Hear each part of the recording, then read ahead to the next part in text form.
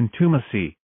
Contumacy is the insistence of pointing out an error, and that is why I will never become tired of insisting that the cause of all errors is the ego, the myself. I do not care if the intellectual animals become upset because I speak against the ego. No matter what, I will continue with contumacy. 2 great world wars have passed and the world is on the verge of a 3rd world war. The world is in crisis. There is misery, illnesses and ignorance everywhere. The 2 world wars have not left us anything good. The First World War left us the terrible influenza which killed millions of persons in the year 1918. The Second World War left us a mental pest which is worse than the pest of the First World War. We are referring to the abominable existentialist philosophy which has totally poisoned the new generations and against which the revolution of the dialectic proclaims itself. All of us have created this social chaos in which we live, and all of us together should work to dissolve it and make it a better world by means of the teachings which I deliver in this work. Unfortunately, people only think of their egotistical I and say, I am first, I am second and I am third. We have already said it and we repeat it once more. The ego sabotages the orders which revolutionary psychology establishes. If we truly and very sincerely want the revolution of the dialectic, we first need the radical transformation of the individual. Many are the persons who accept the need for a radical, total and definitive interior change, but unfortunately, they demand stimuli and special incentives. People like to hear that they are doing well, that they be given pats on the shoulder, that they be told stimulating words, etc. Many are the persons who demand some beautiful verse that will serve them as an inducement, some belief, some ideology or any utopia in order to change. There are those who demand a promise of a good job as an inducement to change. There are those who demand a good courtship or a magnificent marriage that will serve them as an inducement to change. Nobody wants to change just like that, but they do want a good incentive for action. People enjoy stimuli. Poor people do not want to comprehend that such stimuli are empty and superficial and that, therefore, it is but logical that they are useless. Stimuli have never in life, never in the history of the centuries, been able to provoke a radical, total and definitive radical change within any individual. Within every person exists an energetic center that cannot be destroyed with the death of the physical body and which perpetuates itself, for the misfortune of the world, in our descendants. That center is the I, the myself, the oneself. We need with maximum, undelayable urgency to produce a radical change within that energetic center called the I. Pats on the shoulder, beautiful words, beautiful flattery, beautiful stimuli, noble inducements, etc., will never be able to produce any radical change in that energetic center called the I, which is within ourselves. If we sincerely and wholeheartedly want a radical change within that center called the I, we have to recognize our lamentable state of misery and interior poverty and forget ourselves in order to work disinterestedly for humanity. This means abnegation, complete forgetting of oneself and complete abandonment of oneself. It is impossible for there to be a radical change within ourselves if we only think of filling our pockets with money and more money. The I, the myself, wants to grow, improve, evolve, interact with the great people on earth, to acquire influence, position, wealth, etc. Superficial changes in our person are useless. They do not change anything and do not transform anyone or anything. We need a profound change within each of us. Such a change can only be carried out within the center that we carry within the I, like a potter's cup. We need to break the egotistical center. It is urgent to extirpate the I in order to produce a profound, radical, total and definitive change within each of us. In the state that we are in, we can only serve to make our lives bitter and to make our fellow men's lives bitter. The I wants to fill itself with honors, virtues, money, etc. The I wants pleasures, fame, prestige, etc., and in its crazy eagerness to extend itself, it creates an egotistical society in which there are only disputes, cruelties, insatiable covetousness, limitless and borderless ambition, wars, etc. To our misfortune, we are members of a society created by the I. Such a society is useless, harmful and deleterious. It is only by radically extirpating the I that we can integrally change the world. If we truly want the radical extirpation of the I, it is urgent to have the memory still, in order for the mind to become serene, and then observe ourselves calmly in order to know ourselves. We should contemplate ourselves like someone who is contemplating and enduring on himself a torrential rain. No one in life can dissolve the I by seeking substitutes, leaving liquor behind and replacing it with a cigarette, abandoning a woman to marry another, leaving a defect to replace it with another, or leaving a school for another school.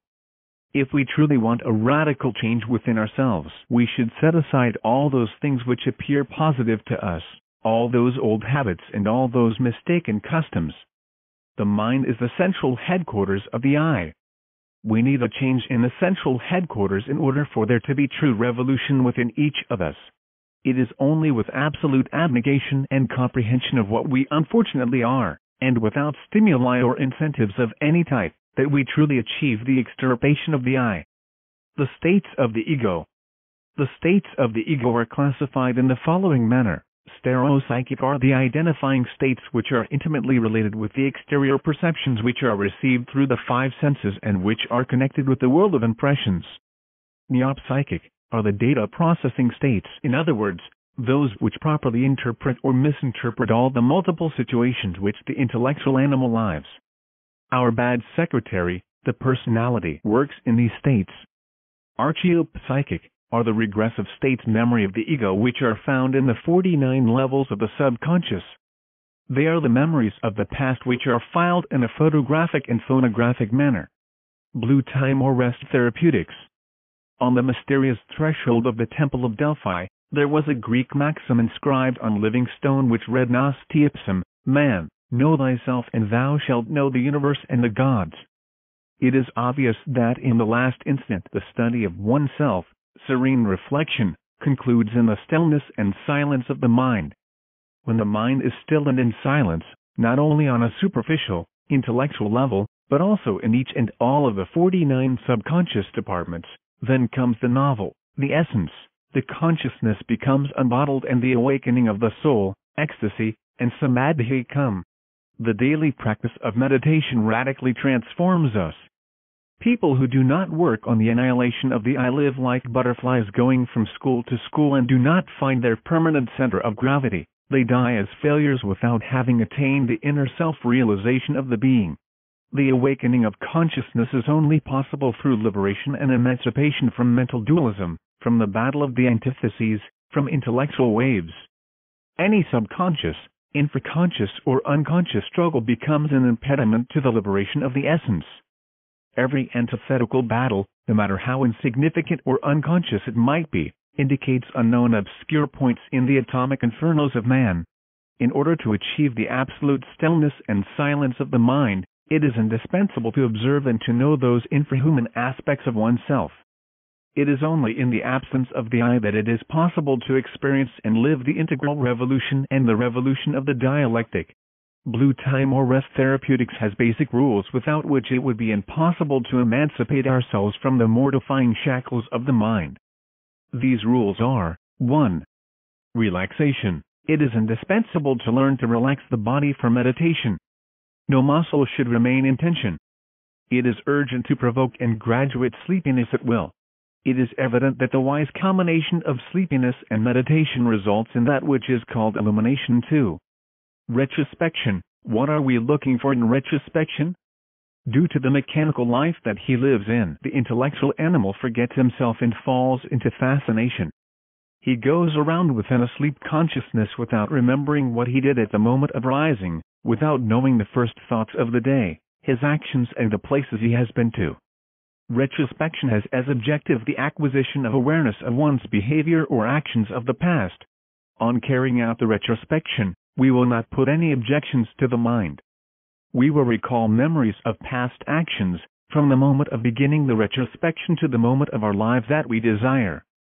We should study each memory without becoming identified with it. 3. Serene reflection. First, we need to become fully aware of the mood that we are in, before any thought surges. Serenely observe our mind, pay full attention to any mental form which appears on the screen of the intellect. It is necessary to become sentries of our own mind during any agitated activity and to stop for an instant to observe it. 4. Psychoanalysis. Investigate, inquire, find out the origin of each thought, memory, affection, emotion, sentiment, resentment, etc. as they surge in the mind. During psychoanalysis, one should examine, evaluate and inquire about the origin, cause, reason or fundamental motive of each thought, memory, image and association, as they surge from the bottom of the subconscious.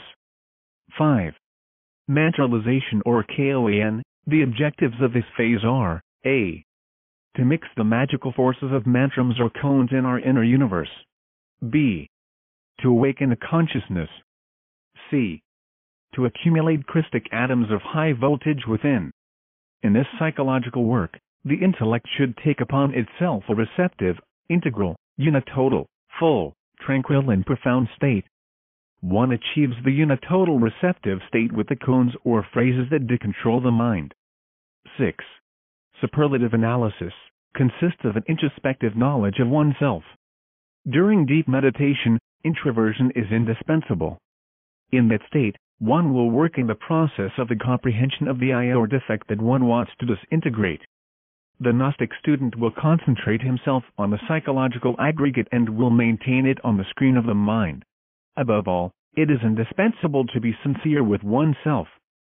Superlative analysis consists of two phases which are, a. self-exploration.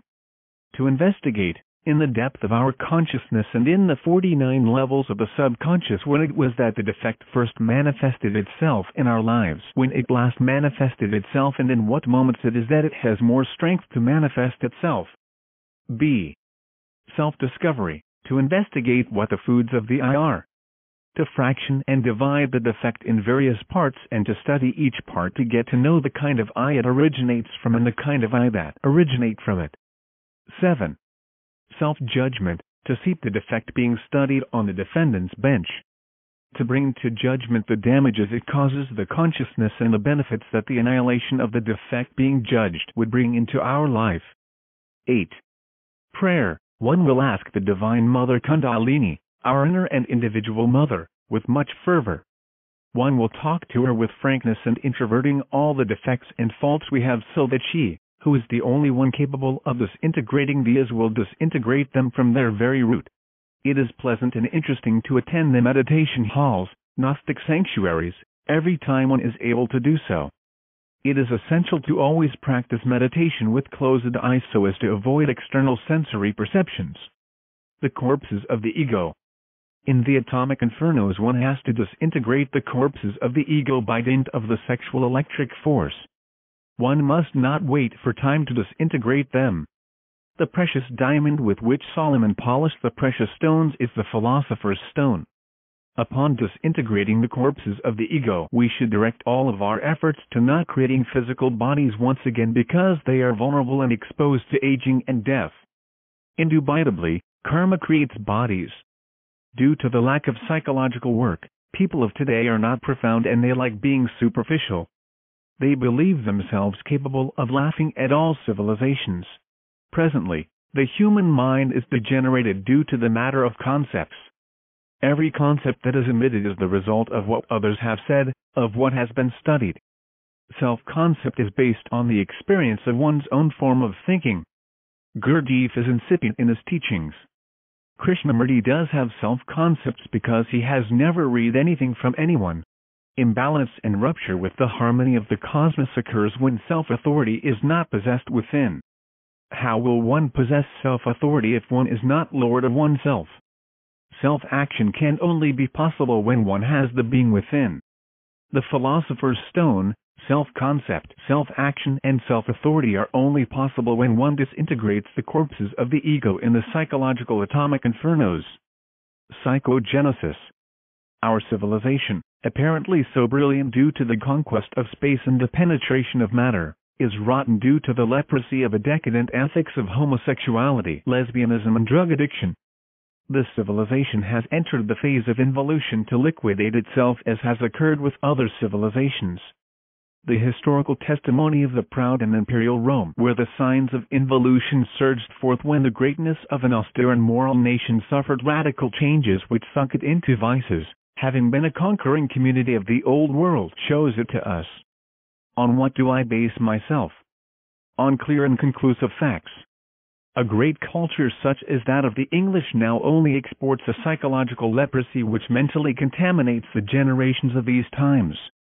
The English group, the Sex Pistols, who are capable of doing everything that is contrary to what is established, but negatively, to appear as outstanding figures, are the creators of punk rock and fabricators of songs which are plagued with bad words, themes which they employ for direct attack, not only against institutions, but also against the public itself that listens with an asleep consciousness. Filth is the flag of the Sex Pistols, a subjective message which they deliver to this poor humanity which is rotten to the core. The Sex Pistols is an aggressive group. It commits abuses against everything that is pointed out by the punk rock religion. Songs against love full of cynicism, against repression and aggression, created by 4 young people of the English working class who are against elitism. It is absurd for these intellectual animals to be able to create a religion forgetting that the word religion comes from the Greek religar, which means union with the divinity. But what type of divinity do these degenerated people have which young people adore in their hypnosis as if it was something great? That musical current shown by the Sex Pistols creates the most infernal atmosphere in present existence. This is confirmed by hundreds of young people sunk in the most profound spiritual and psychological ignorance who participate in those auditions of the 100 Club in London. The punk wave advances in spite of opposition, and the subjective fashion already appears in innumerable international magazines. Clothes cut into strips, discarded pieces of any existent materials that they employ as adornment, short hair dyed with many colors, shirts and t-shirts with legends against everything. This is a clear demonstration of the symptoms of the psychological leprosy which humanity has and which has it so rotten. In many of their encounters, physical aggressiveness, anger is a habit. With enormous ease, insults are uttered and even bottles are flung from the very stage of the Sex Pistols, which often leads to brawls, and from there, this even leads to jail and even the hospitals. With all of this insulting verbiage and flinging of objects appear hundreds of English young people yelling that they love the Sex Pistols because they are the maximum, as it has already occurred in some auditions of the Paradise Club on Brewer Street. Curiously, the Sex Pistols band is led by Johnny Rotten, the leader who never sung before. Sid Vicious, Paul Took and Steve Jones. They do not respect anyone in England, and it would be very difficult for them to come to our country. I consider that life could not be explained without periodic evolutions and involutions such as that of the punk wave, which is noticed in plants, animals, human beings, in stars and in constellations. Historical cycles also have an evolution and then the involution which fatally presents itself, which wears out rocks, pulverizes suns, transforms someone who was once a boy into an old man, converts the tree into coal and sinks continents into the depth of the oceans, or causes them to emerge. Our postulates presented in this work seek to establish the foundations of a new civilization which will not have leprosy and will base itself on psychogenesis, in other words, on the creation of man first of all, to then move on to the Superman through mental and sexual superdynamics which we have been emphasizing in this book. All those who wish to do so can enter our Gnostic institutions which disseminate my teachings, as long as they have aspirations to improve and to carry out the psychogenesis within themselves, here and now. The man who has not carried out the psychogenesis within himself only uses an infinitely small part of his capacities and potential. That is why I invite our readers to practice the psychological teachings which I deliver in these chapters in order for them to learn to obtain the maximum yield from their psyche. Within every human being exist infinite possibilities for a knowledge which is also limitless. We all possess in an embryonic stage great psychological faculties which will surge forth at the very moment that we initiate the work of carrying out a psychogenesis in ourselves without waiting one more instant. The human being should prepare himself to know everything that concerns his existence. This is a fact that is as natural as free will. Why are we here? Where did we come from? Where are we going? All of this should be known here and remain free of dogmas and theories. By means of the psychological disciplines that I have been indicating, we will be able to improve psychically, in other words, to carry out the psychogenesis in ourselves in order to place ourselves in contact with the different dimensions of nature. As we work on our psychogenesis, we will be seeing our own individual improvement, thus having access to the profound esoteric teachings which throughout the course of the countless centuries have been there, at the disposal of every human being who sincerely yearns to find an answer to a number of voids and questions, and which without knowing it, answer the immortal suggestion of the great Master, seek and thou shalt find. In synthesis, we will say that psychogenesis is based on the phrase ancient temple of Delphi, I warn you, whoever you are, oh, you who wish to probe the arcanes of nature, if you do not find within yourself that which you seek, neither shall you be able to find it outside. If you ignore the excellencies of your own house, how do you intend to find other excellencies? In you is hidden the treasure of treasures. Oh, man, know yourself and you shall know the universe and the gods.